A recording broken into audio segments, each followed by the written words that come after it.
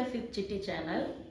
இன்றைக்கி புரோக்கன் வீட்டில், அதாவது கோதுமை ரவாவில் ஒரு சூப் செஞ்சுருக்கேன். கோதுமை ரவாவை பால் மாதிரி பண்ணிவிட்டு அது ஒரு சூப் பண்ணிவிட்டு அதில் போடணும். அது நிறைய வெஜிடபிள்ஸ்லாம் போட்டு பண்ணியிருக்கேன். இப்போ நான் அதை எப்படி செஞ்சேன்னு சொல்லி பார்க்கலாம் வாங்க. 1/4 கிலோ கோதுமை ரவாவுக்கு 100 உருளைக்கிழங்கு எடுத்திருக்கேன். கோதுமை ரவாவை சுடு தண்ணி ஊற்றி ஒரு 1/4 மணி நேரம் ஊற வச்சிடுறேன். அதுக்கு நடுவில் உருளைக்கிழங்கையும் சின்ன சின்ன பீஸாக போட்டு வேக வச்சு எடுத்துக்கிறேன். இப்போ கோதுமை ரவாவை மிக்சியில் கொரகொரப்பாக அரைச்சி எடுத்துக்கிறேன்.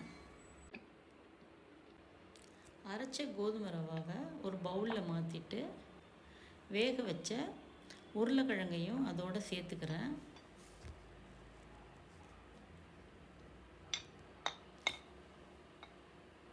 ஒரு 3 டீஸ்பூன் மைதா மாவு சேர்த்துக்கிறேன். மைதா மாவு இல்லைன்னா கார்ன்ஃப்ளவரும் சேர்த்துக்கலாம். அதோட உப்பும் சேர்த்தாச்சு. காரத்துக்கு தகுந்தாப்பில் 1 ஸ்பூனு சில்லி ஃப்ளேக்ஸ் போட்டிருக்கேன். 1 டீஸ்பூன் சீரகத்தூளும் போட்டிருக்கேன். இது எல்லாத்தையுமே ஒன்றா கலந்து சப்பாத்தி மாவு மாதிரி பிசைஞ்சிக்கிறேன். உருளைக்கிழங்கு ரொம்ப மசிச்சு விடணும்னு அவசியம் இல்லை. அது சின்ன சின்ன பீஸாக இருந்தால் நல்லாயிருக்கும். இப்போ ஒரு பிளேட்டில் மாவால் டஸ்ட் பண்ணிவிட்டு இந்த சப்பாத்தி மாவை சின்ன சின்ன பாலாக உருட்டி போட்டுட்டு கொதிக்கிற தண்ணியில் போட்டு இந்த பால்ஸ் எல்லாம் வேக வச்சு எடுத்துக்கிறேன். நான்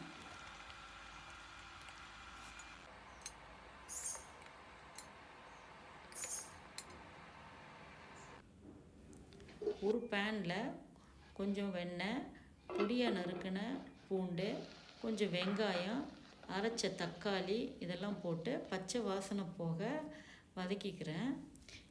இதோட கட் பண்ணி வச்ச காயெல்லாம் போடுறேன். நூக்கோல், கேரட், பீன்ஸ், பரங்கிக்காய் இதெல்லாம் போட்டு கோதுமை பால் வேக வச்ச தண்ணியை ஊற்றி நல்ல ஒரு குழம்பு மாதிரி கொதிக்க வச்சு வேக வைக்கிறேன்.